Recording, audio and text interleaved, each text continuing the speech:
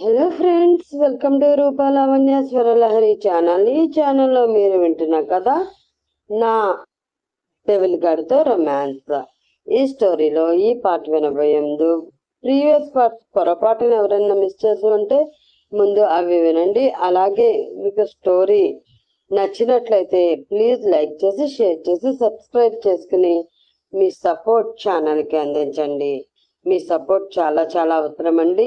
మీరు ఒక్క లైక్ చేయడం వల్లనే ఈ స్టోరీ మరికొందరు మందికి రీచ్ అవుతుంది. సో తప్పకుండా చేయండి, అస్సలు మర్చిపోవద్దు.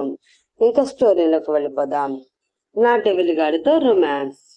అరుణ్ని కూర్చోబెట్టి డీటెయిల్స్ అడుగుతున్న డెవిల్ కాల్ రికార్డ్ ఉన్న పేపర్ కూడా ముందుకు పెట్టి అడుగుతూ ఉంటారు. ఈ లోపు రాబర్ట్ వచ్చి వాళ్ళని చూసి చాలా నార్మల్ వాయిస్తో, మీరు ఉదయం అరెస్ట్ చేసిన వాళ్ళ కోసం వచ్చాను సార్ అంటాడు. స్టేషన్లో ఉన్న అందరూ షాక్ అయి చూస్తారు, అజిత్తో సహా. వాట్ అని గట్టిగా అరుస్తాడు కనకారావు. రాబర్ట్కి తెలుగు బాగా వచ్చు.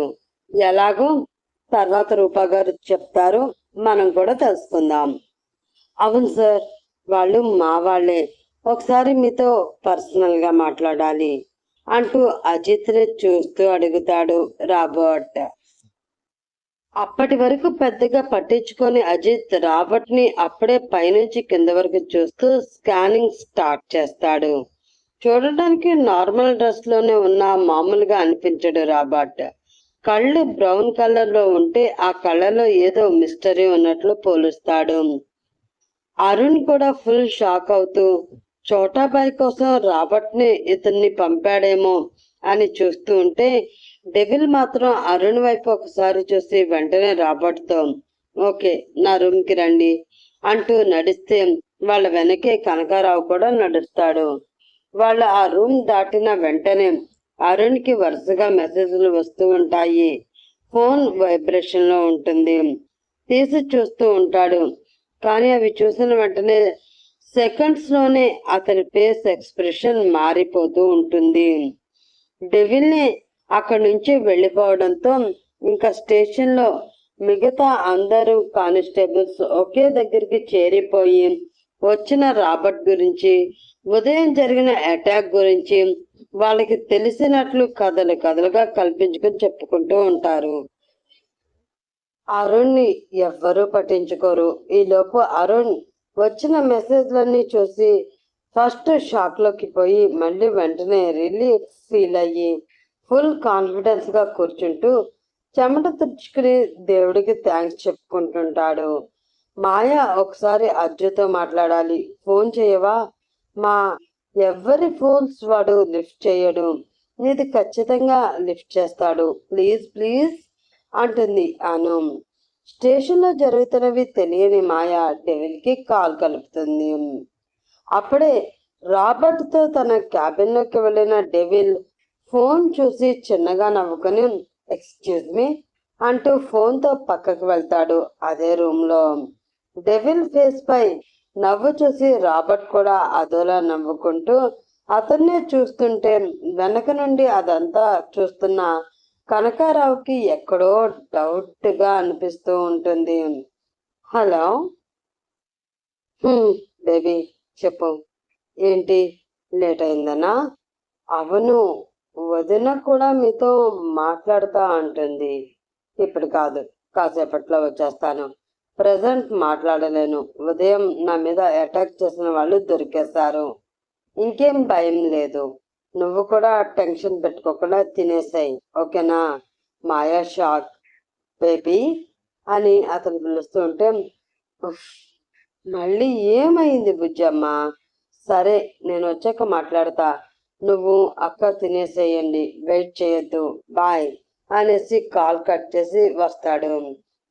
అక్కడ మాయా సౌండ్ బాక్స్ మొత్తం మ్యూట్ అయిపోయి చేతిలో నుండి మొబైల్ కూడా సోఫాలోకి జారిపోతుంది. అక్కడ ఏమైందో తర్వాత చూద్దాం. ముందు రాబర్ట్ డెవిల్ దగ్గరికి వద్దాం. ఎస్ చెప్పండి. ఉదయం అరెస్ట్ అయిన వాళ్ళు ఎందుకు అరెస్ట్ అయ్యారో మీకు తెలుసా అసలు? చాలా గంభీరంగా అడుగుతాడు. అంతకు ముందు మినిట్ వరకు తేనె నింపుకున్నట్లు ఉన్న వాయిస్ ఇప్పుడు చాలా సీరియస్ గా మారిపోయిందని రాబర్ట్ నవ్వుకుంటూ, తెలుసు, వాళ్ళని ఇక్కడికి పంపింది నేనే. కనకారావు షాక్ లో ఉంటే డెవిల్ మాత్రం చిన్నగా నవ్వి, ఓకే, మరైతే పూర్తిగా చెప్పండి, నేను వినడానికి రెడీ అంటాడు సీట్ వెనక్కి వాలుతూ, రెండు చేతులు తల కింద పెట్టుకుని. నా పేరు రాజ్, మాది ముంబై అంటూ తన ఆధార్ కార్డు ఇస్తాడు రాబర్ట్. Fake Aadhaar card. వాళ్ళు అక్కడ లోకల్ రౌడీలు. మా చెల్లిని ఒకడు చాలా ఏడిపించి తనతో మిస్బిహేవ్ చేశాడు. వాడికి బుద్ధి చెప్పడానికి చూస్తే వాడి నెగిటివ్ ప్లేస్ హైదరాబాద్. మేము కలుక్కునే లోపే వాడు ఇక్కడికి వచ్చేసాడు. అందుకే అక్కడి లోకల్ రౌడీలతో డీల్ మాట్లాడుకుని జస్ట్ కొట్టి బుద్ధి చెప్పడానికి సుపారీ ఇచ్చాను అంటూ చాలా నార్మల్ గా చెప్తాడు రాజ్ అంటున్న రాబర్ట్. ఆ ఆధార్ అందుకుని వెనకే ఉన్న కనకారావుకి సైగ చేసి అందించి కనుక్కోమని సైగ చేస్తూ మళ్ళీ రాబర్ట్ వైపు చూస్తాడు డెవిల్. మిస్కమ్యూనికేషన్ వల్ల వాళ్ళు మీపై అటాక్ చేశారు సార్. ఆ షాపింగ్ మాల్లో అప్పుడు వాడు కూడా ఉన్నాడు, అందుకే కన్ఫ్యూజ్ అయ్యారు అంటూ చాలా సింపుల్ గా కథ అల్లుతాడు. అదేమీ నమ్మినట్లు కనిపించడు డెవిల్ ఫేస్. అలాగే ఫేస్ లో ఏ చేంజ్ లేకుండా చూస్తుంటే, కావాలంటే వాటి డీటెయిల్స్ మీకు ఇస్తాను అంటాడు రాబర్ట్. ఓకే, వెయిట్ అంటూ కనకారావుతో అరుణ్ని పిలిపించమని చెప్తాడు. అరుణ్ వచ్చి రాబర్ట్ పక్కనే కూర్చుంటే, మరి మీరెందుకు వాళ్ళకి కాల్ చేశారు? అలాగే నా మీద అటాక్ జరిగిన తర్వాత వాళ్ళ లీడర్ మీకెందుకు కాల్ చేశాడు? అసలు కన్ఫ్యూజ్ అవ్వకుండా పాయింట్ లాగుతాడు డెవిల్. అదే నాకు కూడా తెలియట్లేదు సార్. అతనే నాకు ముందు చాలా సార్లు కాల్ చేశాడు, నేను జస్ట్ కాల్ బ్యాక్ చేశాను అంతే అని సింపుల్ గా అబద్ధం చెప్తాడు అరుణ్. డెవిల్ కళ్ళు చిన్నవి చేసి అనుమానంగా చూస్తూ పక్కనే నిల్చున్న కనకారావుని చూస్తే, అంటే సార్ నిజమే, ఫస్ట్ వాడి నెంబర్ నుండి ఈయనకి కాల్స్ వెళ్ళాయి, తర్వాత ఈయన వాడికి కాల్ చేశారు అంటాడు తడబడుతూ. చోటాబాయినే కాల్ చేసి అరుణ్ 4 మిస్డ్ కాల్స్ అయ్యాకే కాల్ బ్యాక్ చేయడం ఇప్పుడు అరుణ్ కి కలిసి వస్తుంది. ఓకే, సో వీళ్ళకి మీకు ఏ సంబంధం లేదు అంటారు, అంతేనా? అరుణ్ సూటిగా చూస్తూ అడుగుతాడు అజిత్. ఎస్ సార్, నేను అనుకోకుండా హైదరాబాద్ వచ్చాను తప్పితే నాకు ఇంకేం తెలీదు, చాలా కాన్ఫిడెంట్ గా చెప్తాడు అరుణ్. ఓకే, మీ డీటెయిల్స్, ఐడి ప్రూఫ్ మా వాళ్ళకి ఇచ్చేసి వెళ్ళండి, అవసరం అనిపిస్తే కాల్ చేస్తాం అంటూ ముందు అరుణ్ని అక్కడి నుంచి పంపించేస్తాడు డెవిల్. గట్టిగా ఊపిరి వదులుతూ థ్యాంక్ యూ సార్ అని లేచి కనకారావుతో వెళ్ళిపోతాడు అరుణ్. ఇంకా అక్కడ డెవిల్, రాబర్ట్ మాత్రమే ఉంటారు. చెప్పండి, వాళ్ళు నిజంగా కొట్టడానికి వస్తే వాళ్ళ దగ్గర గన్ ఎందుకుంది? అది సార్ మీరే కనుక్కోండి, నేనైతే జస్ట్ కొట్టమని మనీ ఇచ్చాను, అది కన్ఫామ్. ప్లీజ్ సార్, ఈ విషయం పెద్దది చేస్తే మా సిస్టర్ పేరు బయటికి వస్తుంది. ఆల్రెడీ వాడు అల్లరి చేసినందుకే చాలా రోజులు బాధపడింది, మళ్ళీ ఇప్పుడు ఈ విషయాలు తెలిసి ఇందులో తన పేరు కూడా వస్తే ఏమైపోతుందో అంటూ సింపతితో చెప్తూ ఉంటాడు రాబర్ట్. తన 6 ఏళ్ల సర్వీస్ లో ఇలాంటివి చాలా చూసిన డెవిల్ రాబర్ట్ చెప్పింది నమ్మకపోయినా, సరే మీ సిస్టర్ ఇన్వాల్వ్మెంట్ అయితే వద్దు, బట్ నా మీద అటాక్ చేసినందుకు అలాగే పబ్లిక్ ప్లేస్ లో గన్ యూజ్ చేసినందుకు వాళ్ళనైతే వదలను. అలాగే మీరు మనీ ఇచ్చి మరి వాళ్ళకి చెప్పారు కాబట్టి మీ మీద కూడా కేసు ఫైల్ చేస్తాను అంటాడు అంతే గట్టిగా. సార్ ప్లీజ్, వాళ్ళు అదే పని కాబట్టి నేను మనీ ఇచ్చాను, అది కూడా ఇలాంటివి ఫస్ట్ టైం, ప్లీజ్ సార్ నా పేరు ఈ కేసులో వద్దు సార్. నటనకే అసూయ పుట్టేలా జీవించేస్తాడు రాబర్ట్ కమల్ హాసన్. డెవిల్ కి కొంచెం కూడా నమ్మకం కుదరదు, కానీ వాడిని వదిలి వెనక్కి ఏం జరుగుతుందో చెక్ చేయవచ్చు అని. ఓకే, ఇదే first and last warning mister అంటాడు గంభీరంగా. థ్యాంక్ యూ సార్, కానీ ఒకసారి వాళ్ళతో మాట్లాడొచ్చా? ఇప్పుడు నేను వాళ్ళని కలవకపోతే రేపు వాళ్ళు బయటకు వచ్చాక నా మీద మా ఫ్యామిలీ మీద కోపం పెంచుకుని ఏదైనా చేసే ప్రమాదం ఉంది అంటాడు రిక్వెస్ట్ చేస్తూ. ఉఫ్, ఇంకా ఇదొకటి ఉందా, సరే 5 minutes మిస్టర్ అని ఆలోచించి mister Raj, but one thing, ఇలా ఇల్లీగల్గా ఒకరిని కొట్టించడానికి మనీ ఇవ్వడాలు లాంటివి నేరం. ఎడ్యుకేటెడ్ పర్సన్ అయి ఉండి ఇలాంటివి ఎంకరేజ్ చేస్తే ఎలా? సారీ సార్, ముంబైలో మీకులా నిజాయితీగా వర్క్ చేసే వాళ్ళు తక్కువ. కేసు పెట్టిన వాళ్ళ దగ్గర మనీ తీసుకుని మళ్ళీ మా చెల్లిని ఏడిపిస్తారు, అందుకే ఇలా. బట్ సారీ అంటాడు ఏదో సిన్సియర్గా చెప్తున్నట్లు. ఓకే, మీ డీటెయిల్స్ కూడా టోటల్గా ఇచ్చి వెళ్ళండి అని అరుణ్తో వెళ్ళిన కనకారావుకి కాల్ చేసి ఇతని డీటెయిల్స్ కూడా తీసుకో, అలాగే వాళ్ళతో మాట్లాడతారంట, 5 minutes టైం ఇవ్వు అంటాడు. ఓకే అన్నాక రాజ్కి వెళ్ళమంటే డెవిల్కి హ్యాండ్ షేక్ కోసం చెయ్యి ముందుకి చాచి థ్యాంక్స్ చెప్పాడు రాబర్ట్. ఒక్క క్షణం కనుబొమ్మను ముడిచి చేతిని రాబర్ట్ని చూసి మళ్ళీ ఫేస్లో ఏ ఎక్స్ప్రెషన్ లేకుండా షేక్ హ్యాండ్ ఇస్తాడు డెవిల్. వెంటనే రాబర్ట్ బయటకు వెళ్ళిపోతాడు. అజిత్ మాత్రం చైర్లో వెనక్కి వాలి అరుణ్ రాబర్ట్ ఇద్దరిలో ఎవ్వరు చెప్పింది నమ్మాలని అనిపించక ఏం చెప్పాలని ఆలోచిస్తూ ఉంటాడు. సెల్లో కెమెరాలు ఉండవు కనుక సౌండ్ రాకుండా హిందీలో మాట్లాడడం స్టార్ట్ చేస్తాడు రాబర్ట్. అరుణ్ ఇంకా అక్కడే ఉండి తన డీటెయిల్స్ ఇస్తూ ఎవరికి అనుమానం రాకుండా పక్కనే కూర్చుని పేపర్పై డీటెయిల్స్ రాస్తూ ఉంటాడు. రే పాగల్, మీరు ఎవరి మీద అటాక్ చేస్తున్నారో చూసి వెళ్ళరా? అతను ఎవరో తెలుసా అసలు? మన బాస్ అంటాడు రాబర్ట్ గట్టిగా అరుస్తూ చోటాబాయ్తో. చోటాబాయ్, తన గ్యాంగ్, అరుణ్ అందరూ ఫుల్ షాక్. బాయ్, మీరేమంటున్నారు?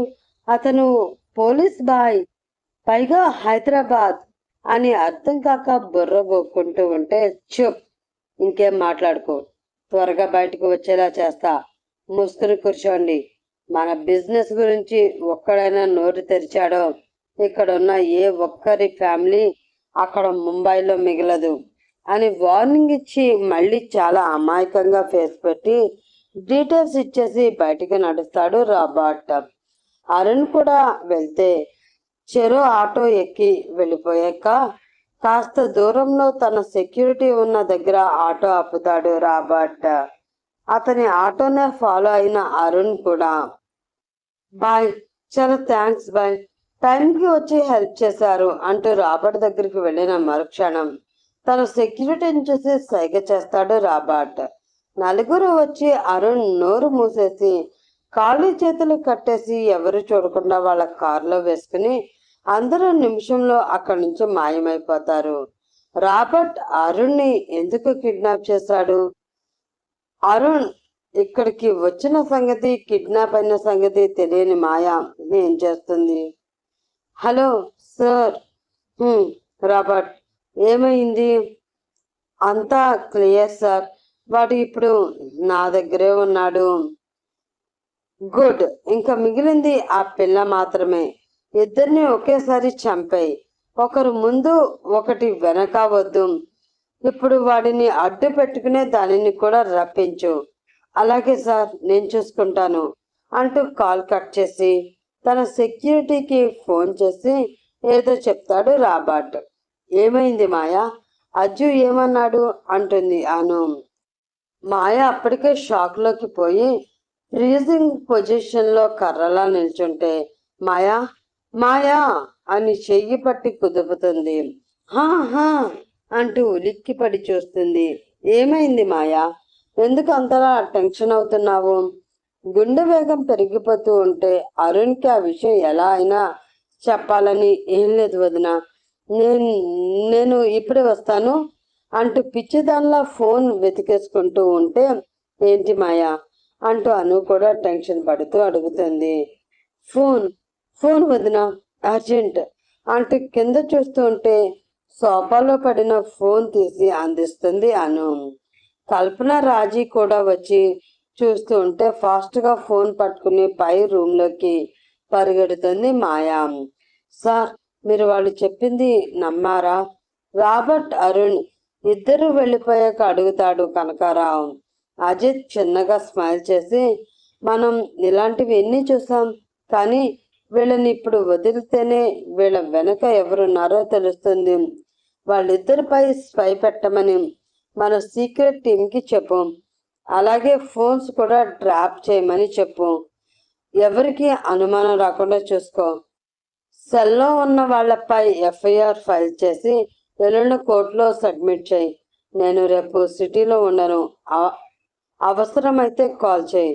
వాళ్ళ గన్ ఎలాగో హ్యాండ్ ఓవర్ చేసుకున్నాం కాబట్టి వాళ్ళకి అది ఎలా వచ్చిందో ఎల్లుండి కోర్టుకి తీసుకువెళ్ళేలోపు ఇన్వెస్టిగేషన్ చేయి అని చిన్నగా నవ్వి మన స్టైల్లో గాట్ ఇట్ అంటాడు. ఓకే సార్ అని కనకారావు అనగానే అప్పటికే టైం 11 దాటుతూ ఉంటే బాగా లేట్ అయిందని కనకారావుకి స్టేషన్ బాధ్యతలు కూడా 4 రోజులు అప్పగించి తన జీప్లో ఇంటికి స్టార్ట్ అవుతాడు అజిత్. టైం కాసేపు ముందుకు వెళ్ళి అజిత్ మాయతో మాట్లాడాక ఏమైందో చూద్దాం. భయ్యతో రాబర్ట్ మనుషులు దొరికిపోయారని చెప్పాలి అని ఫుల్ టెన్షన్తో మొబైల్ పట్టుకుని తన రూమ్లోకి పరిగెడుతుంది మాయా. డెవిల్ ఏ టైంలో అయినా వచ్చేస్తాడు. డోర్ లాక్ చేసుకుంటే బెటర్ అనుకుని లాక్ చేసి చెమట తుడుచుకుంటూ గుండె వేగాన్ని తగ్గించుకుంటూ అరుణ్కి డయల్ చేస్తుంది. లిఫ్ట్ చేసిన వెంటనే హలో భయ్యా. అవతలి వాళ్ళు చెప్పింది విని చేతిలో మొబైల్ వదిలేస్తుంది మాయా. భయ్యా అంటూ కూర్చున్న చోటనే కింద కూలబడి గట్టిగా ఏడుస్తూ మొహాన్ని 2 చేతుల్లో మూసుకుని గట్టిగా ఏడుస్తూ ఉంటుంది.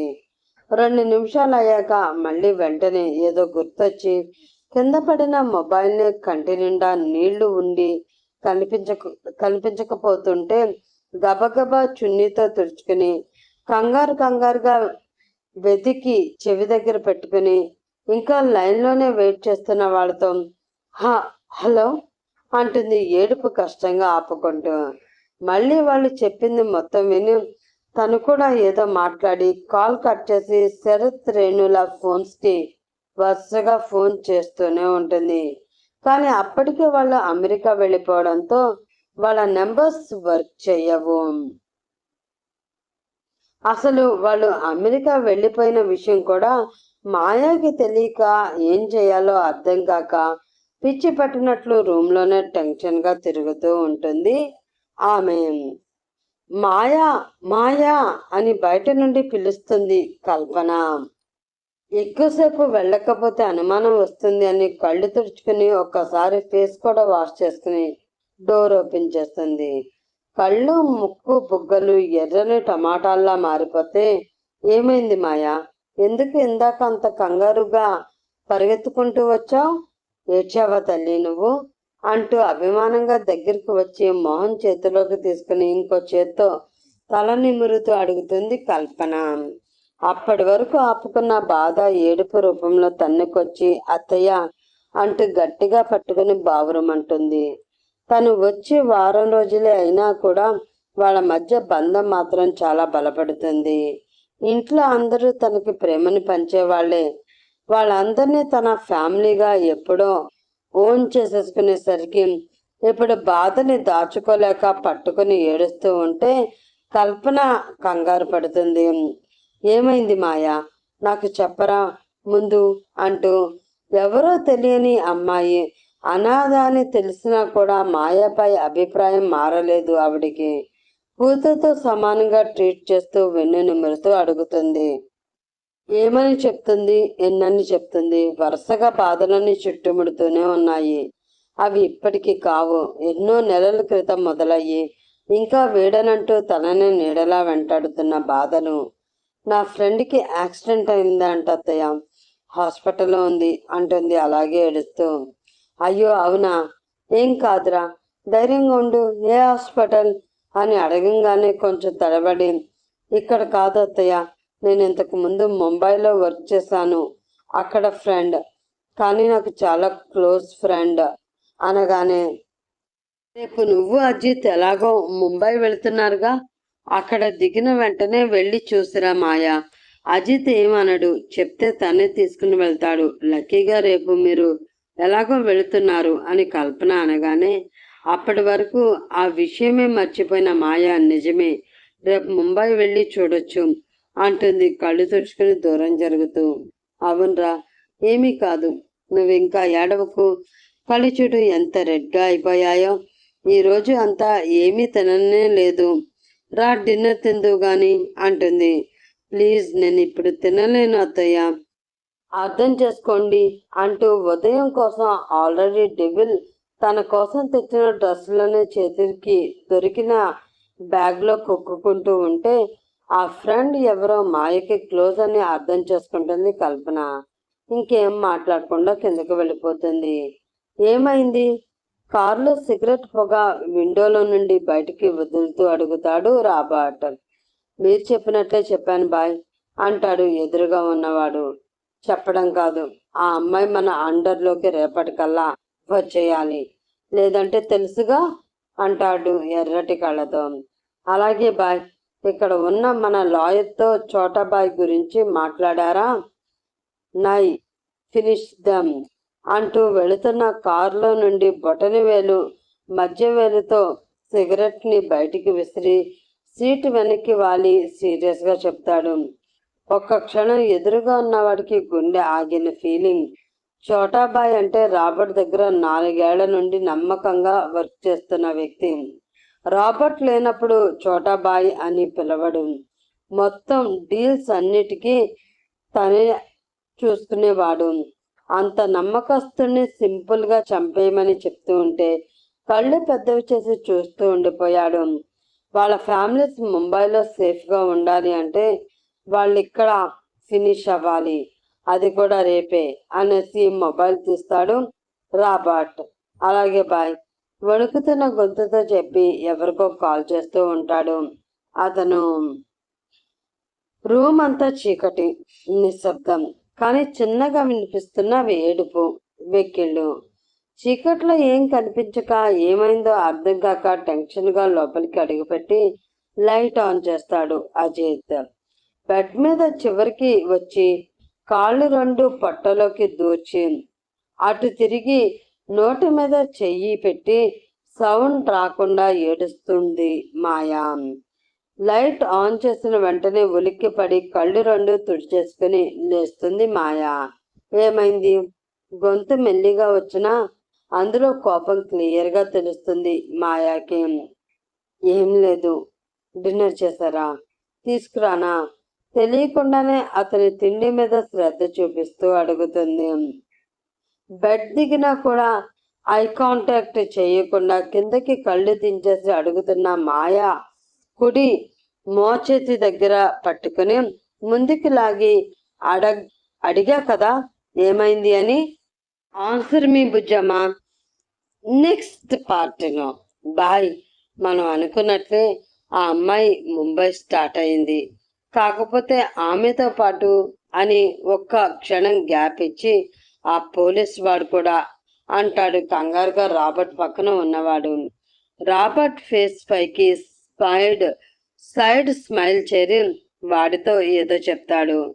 అతను ఏం చెప్పాడో తెలుసుకోవాలంటే మరి నెక్స్ట్ పార్ట్ కోసం వెయిట్ చేస్తూ ఉండాలి ఫ్రెండ్స్. అలాగే ఈ పార్ట్ మీకు నచ్చితే ప్లీజ్ లైక్ చేసి షేర్ చేసి సబ్స్క్రైబ్ చేసుకుని మీ సపోర్ట్ ఛానల్కి అందించండి. రేపటి ఎపిసోడ్లో మీకోసం మరొక కొత్త ఎపిసోడ్తో మీ ముందుకు వచ్చేస్తాను. అలాగే ప్రీమియం వాళ్ళ కోసం మరొక 2 ఎపిసోడ్స్ రిలీజ్ చేస్తాను, వాళ్ళు కూడా వెయిట్ చేస్తూ ఉండండి ఫ్రెండ్స్.